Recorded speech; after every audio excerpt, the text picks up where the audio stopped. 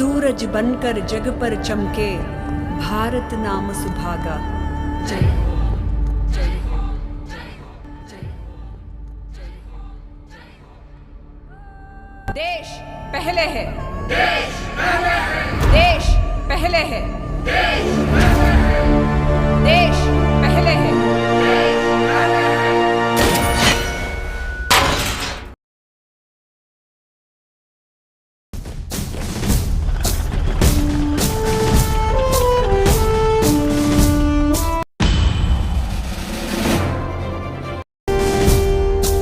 देश पहले है, क्योंकि देश है तो हम हैं।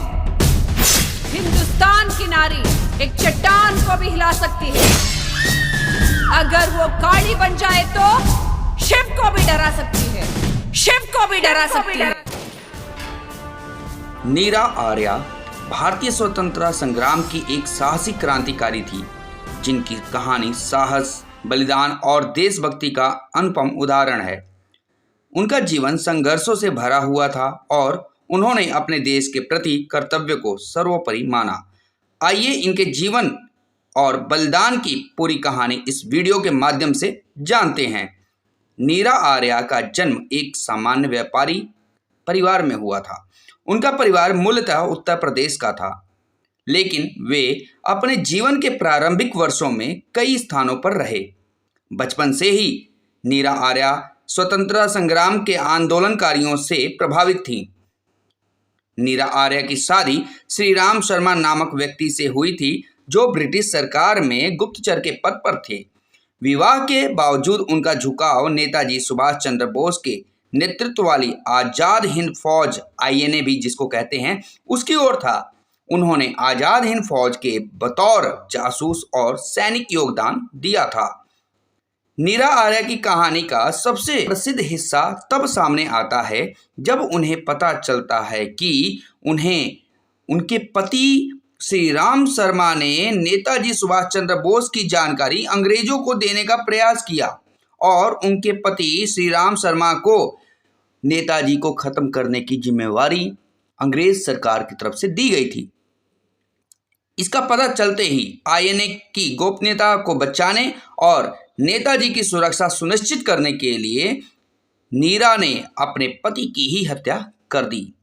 यह घटना उनके जीवन का सबसे कठिन क्षण था, क्योंकि उन्होंने एक तरफ पत्नी धर्म और दूसरी तरफ देशभक्ति के बीच में कोई एक चीज को चूज करना था।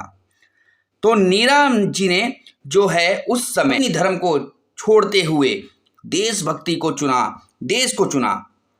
बाद में स्वतंत्रता के बाद नीरा आर्या ने साधारण और संघर्षपूर्ण जीवन व्यतीत किया।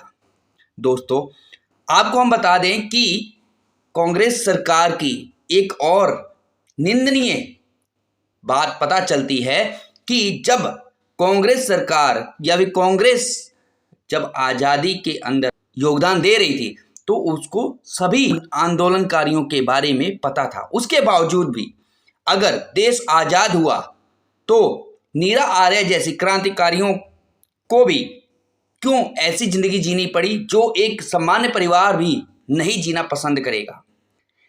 स्वतंत्रता के बाद नीरा आर्या ने साधारण और संघर्षपूर्ण जीवन व्यतीत किया। वे समाज के मुख्य धार से कट गई और गुमनामी जीवन जीने लगी। कहा जाता है कि वे वर्षों तक कोलकाता में एक डाकघर के पास फूल बेचकर अपना जीवन यापन करती थी। तो मेरा यहाँ पे एक सवाल है कि ऐसी योगदान देने वाली क्रांतिकारी जिनका जो है स्वतंत्रता संग्राम में अपना एक विशेष योगदान है, उन्हें भी आज़ादी, देश आज़ाद हो गया था, उसके बावजूद भी ऐसे जीवन क्यों जीने पड़े? मात्र आज़ादी के बाद भी फूल बेचकर अपना जीवन व्यापन करने की नौबत क्यों आई? क्या कांग्रेस सरकार को इसके बारे में पता नहीं था?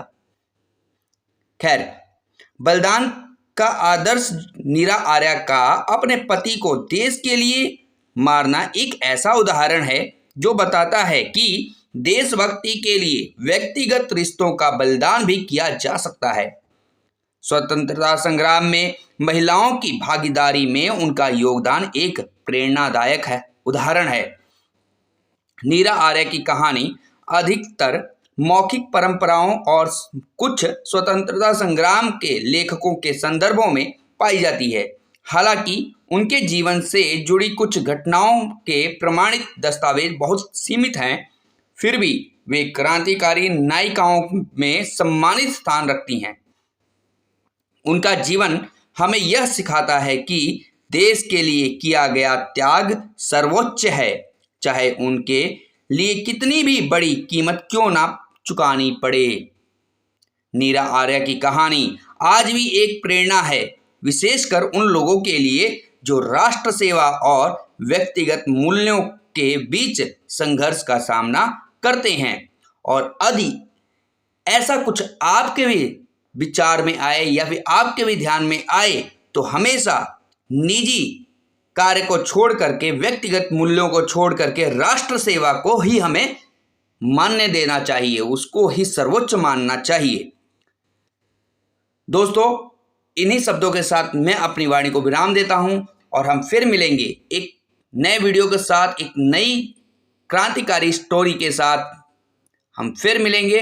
तब तक के लिए धन्यवाद। इस कहानी के बारे में आप कमेंट के माध्यम से हमें जरूर बताइए कि आपको ये कहानी कैसी लगी। धन्यवाद।